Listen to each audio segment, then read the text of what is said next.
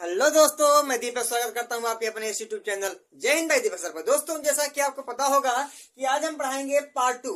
मिट्टी का जो मैंने पार्ट 1 आपको दे दिया था, उसका है पार्ट 2। पार्ट 2 में आपको काली मिट्टी, लाल मिट्टी, लेटराइट मिट्टी, वरीय मिट्टी, पत्थरीय मिट्टी, तमाम प्रकार की मिट्टियों के बारे में एकदम से पूरा खखोर के चर्चा की जाएगी। यानी कि एग्जाम में आने वाले उन सभी प्रश्नों को इसमें पढ़ाया जाएगा जो आए हैं और आगे आएंगे। अगर मिट्टी से कितने ही प्रश्न बनेंगे तो कहाँ से बनेंगे? केवल इस टॉपिक से ही बनेंगे और मिट्टी के प्रश्न कहीं से नहीं बनेंगे। तो मुझे आपसे यह निवेदन है कि आप हमारी इस वीडियो को लास्ट तक देखेंगे, चैनल को सब्सक्राइब करेंगे, लाइक करेंगे, वगैरह वगैरह चीजें जो आपका कर्तव्य है करेंगे। जो मेरा कर्तव्य है मैं उसको कर रहा हूँ। तो मैं जलोढ़ मिट्टी को और मिट्टी के निर्माण के बारे में जो प्रक्रिया थी उसको पार्ट 1 में बना दिया था और उसके पार्ट 2 में काली मिट्टी से हमें शुरुआत करना है। तो काली मिट्टी के बारे में यहां से हम शुरुआत करते हैं। काली मिट्टी, काली मिट्टी। अब काली मिट्टी को हम करियई माटी भी कहते हैं। काली मिट्टी क्या होती है? करिक्की माटी। यानी कि काली मिट्टी का जो निर्माण होता है कैसे होता है? तो काली मिट्टी का जो निर्माण होता है वो ज्वालामुखी के लावा व मैग्मा से होता है। जब ज्वालामुखी एकदम से ऊपर आता है तो अपने साथ लावा मैग्मा को ले आता है और यही लावा मैग्मा जब धीरे धीरे ठंडा हो जाता है और एक मिट्टी का निर्माण करता है जिसका नाम है क्या? काली मिट्टी। यानी कि इसका जो निर्माण होता है वह ज्वालामुखी के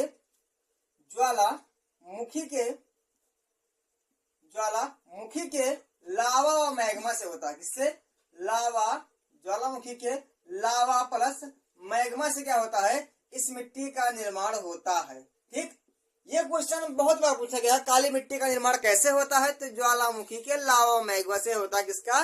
काली मिट्टी का निर्माण। अब काली मिट्टी का निर्माण हो गया है तो काली मिट्टी का एक उपनाम होता है, इसको कहते हैं ब्लैक मैग्नेट। हिंदी में काला चुंबक। बहुत बार पूछा जाता है कि काला चुंबक क्या है, ब्लैक मैग्नेट क्या है? तो आपका ही काली मिट्टी को कहते हैं ब्लैक मैग्नेट। क्या कहते हैं? इसको कहते हैं, इसका एक क्या है? उपनाम है ब्लैक मैग्नेट। तो यह तो बहुत ही आसान है आपका ब्लैक मैग्नेट यानी कि काला चुंबक। क्या? काला चुंबक होता है, इसको कहते हैं ब्लैक मैग्नेट। तो लेकिन ये जो काला रंग होता है यह किसके कारण काला रंग होता है? जो कई माटी है, काली मिट्टी है, इस काली मिट्टी का जो काला रंग होता है वह किन कारण से होता है? तो इसमें पाया जाता है एक तत्व, इसका नाम है टिटेनिफेरस ऑक्साइड। यानी कि जो काला रंग होता है, इसका काला रंग इसका होता है, एक होता है आपका टिटेनिफेरस ऑक्साइड। 3 बार बोलेंगे, टिटेनिफेरस ऑक्साइड, टिटेनिफेरस ऑक्साइड, टिटेनिफेरस ऑक्साइड। टिटेनिफेरस ऑक्साइड से क्या आता है? टिटेनिफेरस ऑक्साइड से क्या होता है? इसका रंग काला होता है। ठीक, और इसमें देखा जाए ये भारत के किन एरिया में पाई जाती है? तो ज्वालामुखी आपके लमसम जो दक्षिण भारत के महाराष्ट्र, दक्कन का पठार, ये सब जो एरिया आते हैं उन सब में यह काली मिट्टी एकदम भरपूर मात्रा से पाई जाती है। देखा जाए तो अधिक मात्रा में यह जो पाई जाती है ये कहाँ पे? आपके महाराष्ट्र में।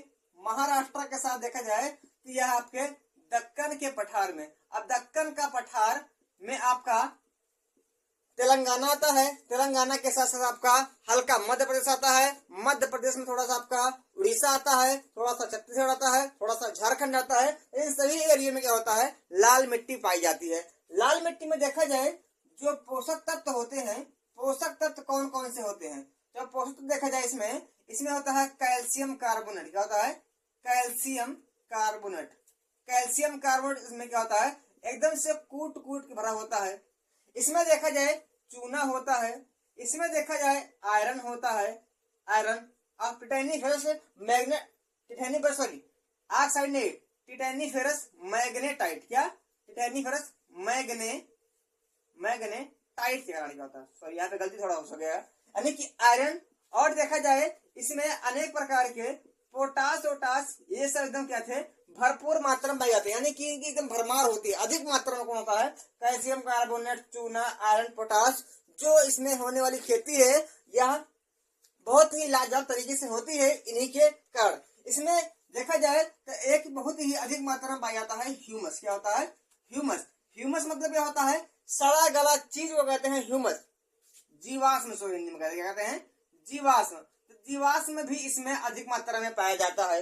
दूसरी बात देखा जाए जो इसमें नहीं पाया जाता है, तो इसमें जो नहीं पाया जाता है आपका नाइट्रोजन होता है, आपका नाइट्रोजन नहीं पाया जाता है, आपका फास्फोरस,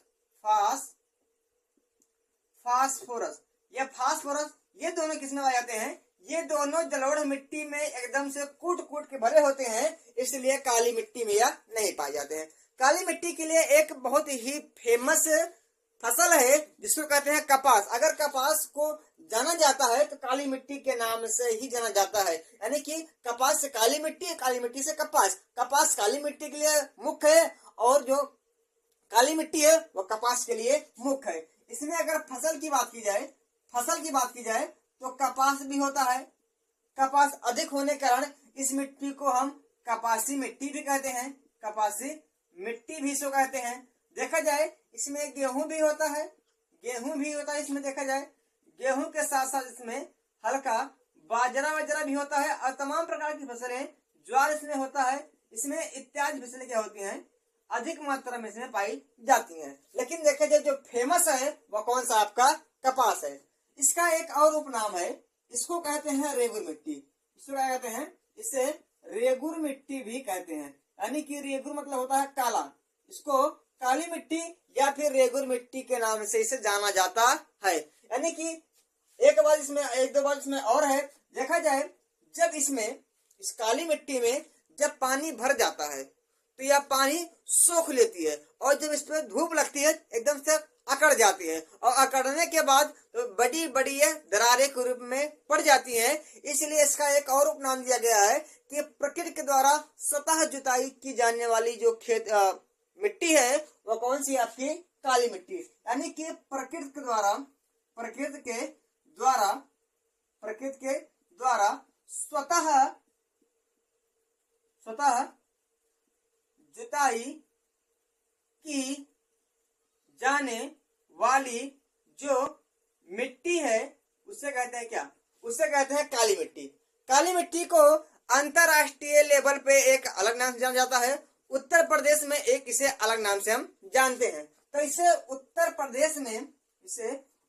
प्रदेश में यूपी में कहते हैं फरेला। क्या कहते हैं? फरेला कहते हैं। और एक अंतरराष्ट्रीय स्तर पे इसे कहते हैं क्या? चार नोजम। क्या? चार नोजम। तो देखा जाए यह काली मिट्टी के बारे में कुछ है। काली मिट्टी जो निर्माण होता है ज्वालामुखी के लावा मैग्मा से होता है। इसका उपनाम काला चुंबक या ब्लैक मैग्नेट कहते हैं। इसका जो काला रंग होता है टिटेनिफरस मैग्नेटाइट के कारण होता है। देखा जाए महाराष्ट्र, दक्कन के पठारी इत्यादि एरिया में पाया जाता है। इसमें देखा जाए पोषक जो होते हैं कैल्शियम कार्बोनेट, चूना, आयरन, पोटाश, ये सब एकदम भरपूर मात्रा में, ह्यूमस इससे अधिक मात्रा में इसमें पाए जाते हैं। इसमें नाइट्रोजन, फास्फोरस ये सब नहीं पाया जाता है, ये सब जलोढ़ मिट्टी में पाए जाते हैं।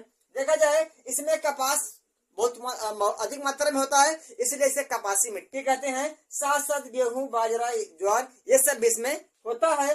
देखा जाए जब इसमें पानी पड़ता है तो अकड़ जाता है, धूप पड़ता है एकदम फट जाता है, इसलिए प्रकृति के द्वारा स्वतः जुताई की जाने वाली मिट्टी से कहते हैं। उसके बाद इसको यूपी में फरेला नाम से और अंतरराष्ट्रीय स्तर पे इसे चार नोजम के नाम से जानते हैं। और इसका एक और उपनाम है जिसको कहते हैं रेगुर मिट्टी। या काली मिट्टी के बारे में कुछ ना कुछ हो गया। आप क्या करेंगे? इसका स्क्रीनशॉट ले लेंगे, ठीक। उसके बारे में पढ़ते हैं, किसके बारे में? लाल मिट्टी के बारे में पढ़ते हैं।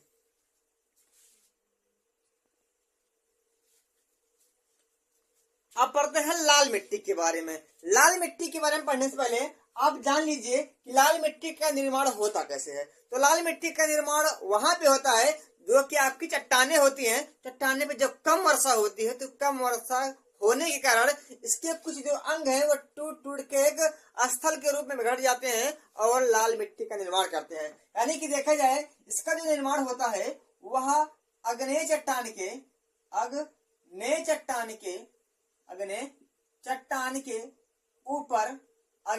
के ऊपर कम वर्षा वाले क्षेत्रों में होता है। यानी कि अग्नेय चट्टान रहेगी और वहां पे जब हल्का बूंदाबांदी होगी, कम वर्षा होगी, मूसलाधार वर्षा नहीं होगी, कम वर्षा होगी, तो जो मिट्टी बनती है उसको कहते हैं क्या? लाल मिट्टी। लाल मिट्टी देखा जाए, लेकिन जब यह पानी के संपर्क में आ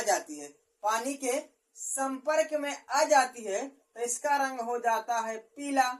जब पीला हो जाता है जिसे कहते हैं क्या, पीली मिट्टी। क्या, पीली मिट्टी इसे कहते हैं। देखा जाए जो यह किन क्षेत्रों में पाई जाती है, तो आपके झारखंड में अधिक मात्रा में, उड़ीसा में बहुत मात्रा में पाई जाती है, आपके मध्य प्रदेश में इत्यादि क्षेत्रों में, यानी किसके इर्द गिर्द दक्षिण के कुछ क्षेत्रों में यह पाई जाती है। देखा जाए इसमें अनेक प्रकार के पोषक तत्व होते हैं, लेकिन उतना ज्यादा क्या होते हैं, ये उपजाऊ नहीं होते हैं। यानी कि इसमें जो पोषक तत्व होता है वह कम मात्रा में होता है। जो पोषक तत्व होता है वह कम मात्रा में होने कारण यह उपज नहीं करता है। जो उपज है इसमें नहीं होता है। लेकिन अगर इसमें डाल दे, क्या, इसमें अगर हम चूना डाल देते हैं, चूना डालकर क्या करते हैं, इसकी जो उपज क्षमता है इसको हम बढ़ा सकते हैं। अग्नि चट्टान के ऊपर कम वर्षा से जो मिट्टी बनती है उसको कहते हैं क्या, आपकी लाल मिट्टी। देखा जाए जब पानी के संपर्क में आ जाती है तो यह पीली मिट्टी बन जाती है। झारखंड, उड़ीसा, मध्य प्रदेश, दक्षिण के कर्नाटक कुछ एरिया में पाया जाता है। देखा जाए इसमें पोषक तत्व तो होते हैं, लेकिन ज्यादा ये सक्रिय नहीं होते हैं। लेकिन जब उसमें अगर चूना डाल देते हैं तो सक्रिय रूप से हो जाते हैं और उपज के लिए आगे बढ़ जाते हैं। लाल मिट्टी में देखा जाए, लाल मिट्टी को देखा जाए तो लाल मिट्टी भी फसलों के लिए क्या है, आपके बहुत ज्यादा मायने रखती है। फसलों के लिए क्या, फसलों के लिए यह बहुत ज्यादा क्या है, प्रसिद्ध है। फसलों के लिए प्रसिद्ध नहीं है, इसमें गेहूं वगैरह, ज्वार वगैरह ये सब अधिक मात्रा में पाए जाते हैं। देखा जाए लाल मिट्टी से बस इतना ही प्रश्न आता है, कभी कहीं जब पूछता है तो लाल मिट्टी को पीली मिट्टी क्यों कहते हैं, जो पानी के संपर्क में आती है तब कहते हैं। और एक प्रश्न यह आता है कि जो लाल मिट्टी की उर्वरक क्षमता बढ़ती है किसके कारण बढ़ती है, तो अगर उसमें क्या डालेंगे, चूना डालेंगे तो उसकी उर्वरक क्षमता बढ़ जाएगी। और एक ऐसी मिट्टी जिनका निर्माण कम वर्षा वाले क्षेत्रों में होता है, तो लाल मिट्टी का निर्माण कम वर्षा वाले क्षेत्रों में होता है। बस इससे इतना ही क्वेश्चन आता है। उसके बाद हम पढ़ते हैं किसको, लैटराइट मिट्टी को। इसको आप क्या करेंगे, नोट डाउन करेंगे, अंतर इसका स्क्रीनशॉट ले लेंगे।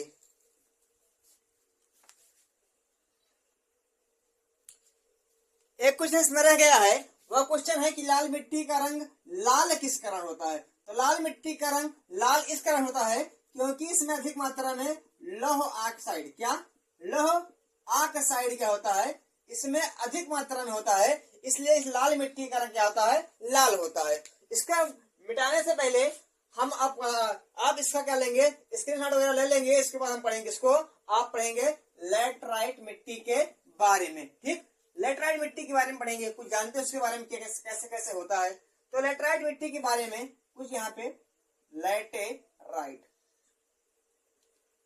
जो लैटराइट शब्द लिया गया है यह एक ग्रीक भाषा का है। क्या है, एक ग्रीक भाषा का यह शब्द है। ठीक, इस ग्रीक भाषा का शब्द एक है जो है लेटर। इस लेटर का जो अर्थ होता है यह होता है ईंट। क्या होता है, ईंट। तो इस ईंट से आप समझ गए होंगे कि जो लैटराइट मिट्टी है इससे ईंट तो एकदम सुनिश्चित ही बनता होगा। देखा जाए ये लैटराइट मिट्टी का जो निर्माण होता है, यह जहाँ पे मूसलाधार वर्षा होती है वहां पे एक प्रक्रिया होती है जिसे कहते हैं निच्छालन प्रक्रिया। क्या कहते हैं, निच्छालन प्रक्रिया से, निच्छालन प्रक्रिया से क्या होता है, प्रक्रिया से क्या होता है, इस मिट्टी का निर्माण होता है। देखा जाए निच्छालन प्रक्रिया से यह मिट्टी किन किन स्थानों पे होती है, तो इसके क्षेत्र में बात की जाए तो आपका कर्नाटक, कर्नाटक के बाद आपका केरल, केरल के बाद आपका तमिलनाडु, तमिलनाडु, इसके बाद उड़ीसा इत्यादि स्थानों पे क्या होती है, इस मिट्टी का निर्माण होता है या अधिक मात्रा में पाई जाती है। देखा जाए इस लैटराइट मिट्टी में जो फसल होता है वह फसल आपकी होती है काजू, बहुत फेमस है, बादाम बहुत फेमस है, और आपकी कॉफी। ये 3-4 फसलें क्या होती हैं, लैटराइट मिट्टी में अधिक मात्रा में होती हैं। देखा जाए लैटराइट मिट्टी का जो उपयोग होता है यह मुख्य रूप से ईंट बनाने में, क्या, ईंट बनाने में क्या होता है, इसका उपयोग किया जाता है। किसका? लेटराइट मिट्टी का। लेटराइट मिट्टी की जो उर्वरक क्षमता होती है, उर्वरक क्षमता यह कम होती है, लेकिन अगर इसमें हम खाद डाल देंगे और साथ साथ कुछ रसायन डाल देंगे तो इसकी उर्वरक क्षमता है वह बढ़ जाएगी। तो 3-4 बात किससे हो गई? आपकी लेटराइट मिट्टी से हो गई। यह ग्रीक भाषा के लेटर शब्द से लिया गया है, जिसका शब्द होता है आर्थिक, वह होता है ईंट। निक्षालन प्रक्रिया से होता है इसका निर्माण। और देखा जाए कर्नाटक, केरला, तमिलनाडु, उड़ीसा इत्यादि क्षेत्र में पाया जाता है। काजू, बादाम, कॉफी इत्यादि क्या होती हैं, इसमें फसलें होती हैं। ईंट बनाने में इसका उपयोग किया जाता है। और इसकी जो देखा जाए मूल रूप से इसकी उर्वरक क्षमता कम होती है, लेकिन खाद और रसायन डालेंगे तो इसकी उर्वरक क्षमता बढ़ जाएगी। तो हो गई आपके लेटराइट मिट्टी। आप इसका भी क्या लेंगे? स्क्रीनशॉट लेंगे या तो लिख लेंगे। अब आगे पढ़ते हैं किसको? आगे पढ़ते हैं आपके जो मरुस्थलीय मिट्टी है उसके बारे में। ठीक, मरुस्थलीय मिट्टी के बारे में कुछ न कुछ पढ़ते हैं। तो मरुस्थलीय मिट्टी देखा जाए, मरुस्थलीय मिट्टी, मरुस्थलीय मिट्टी, यह मरुस्थलीय मिट्टी देखा जाए इसका एक नाम है, इससे कहते हैं रेतीली मिट्टी, इसे कहते हैं लवणीय मिट्टी। ठीक, इसका 2 नाम और होता है, एक लवणीय मिट्टी है, एक आपका क्या है? रेतीली मिट्टी। यह देखा जाए राजस्थान के साथ साथ आपके गुजरात के कुछ एरिया में यहाँ पाया जाता है। लेटराइट मरुस्थलीय की मिट्टी बात करें, इसकी जो उपज क्षमता होती है, आप जानते हैं कि इसमें कुछ उपज भैया होता नहीं है। यह हल्का भूरे रंग के साथ साथ लाल रंग की क्या होती है? यह मिट्टी होती है। ठीक, इसके देखा जाए, अगर इस मिट्टी को देखा जाए तो इसके जो स्तर है, निचले स्तर में अधिक मात्रा में पाया जाता है आपका कैल्शियम, और ऊपरी मात्रा में पाया जाता है ऐसे आपका, ऐसे ये है आपका चूना का है, ये कंकड़ है। क्या है? कंकड़ है। जब इसमें लगातार क्या करेंगे? सिंचाई करेंगे, लगातार क्या करेंगे? सिंचाई करेंगे तो क्या होगी? यह पानी का अंतः स्पंदन नहीं कराता है, यानी कि जो पानी का अंतः स्पंदन है, यानी कि पानी को एकदम जमीन की भेजना होता है अंतः स्पंदन, यह इसमें नहीं हो पाता है। और धीरे धीरे ये चूना का कंकड़ है यह गल जाता है, और गल जाने के बाद एक अच्छी तरीके से उर्वरक क्षमता वाली मिट्टी का निर्माण होता है। इसलिए देखा जाए जो यहाँ मरुस्थलीय मिट्टी है राजस्थान में, इसे सिंचाई के द्वारा इसकी जो उपज क्षमता है इसको बढ़ाया जा रहा है। यानी कि देखा जाए मरुस्थलीय मिट्टी को रेतीली मिट्टी को लवणीय मिट्टी कहते हैं। राजस्थान और गुजरात के कुछ एरिया में पाई जाती है। इसकी उपज क्षमता ना के बराबर होती है। लाल रंग और भूरे रंग की मिट्टी होती है। इसमें देखा जाए जो निचले स्तर पे होता है वह कैल्शियम होता है, और इसके ऊपर कुछ कंकड़ वंकड़ होते हैं किसके? चूने के। जिससे आप जल भरेंगे और कैल्शियम की परत है या पानी को अंतः स्पंदन नहीं करने देगी, और क्या होगा? धीरे धीरे इसकी उपज क्षमता बढ़ जाती है। यानी कि राजस्थान के क्षेत्रों में लोग सिंचाई के माध्यम से इसकी उर्वरक क्षमता बढ़ा रहे हैं। बस ये जो मिट्टियां हैं ये मुख्य रूप से पूछी जाती हैं। अब हम मिलते हैं किसी नेक्स्ट वीडियो में नेक्स्ट टॉपिक के साथ। आज के लिए इतना काफी। जय हिंद, जय भारत।